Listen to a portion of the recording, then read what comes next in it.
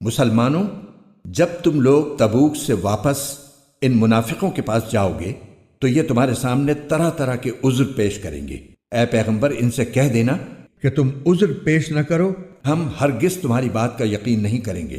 اللہ نے ہمیں تمہارے حالات سے اچھی طرح باخبر کر دیا ہے، اور آئندہ اللہ بھی تمہارا طرز عمل دیکھے گا اور اس کا رسول بھی۔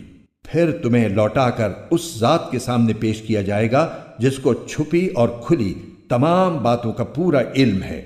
پھر وہ تمہیں بتائے گا کہ تم کیا کچھ کرتے رہے ہو۔ جب تم ان کے پاس واپس جاؤ گے تو یہ لوگ تمہارے سامنے اللہ کی قسمیں کھائیں گے تاکہ تم ان سے درگزر کرو، لہٰذا تم بھی ان سے درگزر کر لینا۔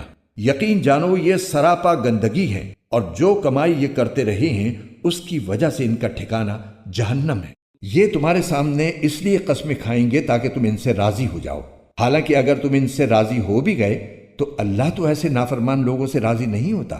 جو دیہاتی منافق ہیں وہ کفر اور منافقت میں زیادہ سخت ہیں، اور دوسروں سے زیادہ اسی لائق ہیں کہ اس دین کے احکام سے ناواقف رہیں جو اللہ نے اپنے رسول پر اتارا ہے، اور اللہ علم کا بھی مالک ہے، حکمت کا بھی مالک۔ انہی دیہاتیوں میں وہ بھی ہیں جو اللہ کے نام پر خرچ کیے ہوئے مال کو ایک تاوان سمجھتے ہیں اور اس انتظار میں رہتے ہیں کہ تم مسلمانوں پر مصیبتوں کے چکر آ پڑیں، حالانکہ حقیقت یہ ہے کہ بدترین مصیبت کا چکر تو خود ان پر پڑا ہوا ہے، اور اللہ ہر بات سنتا ہے، سب کچھ جانتا ہے۔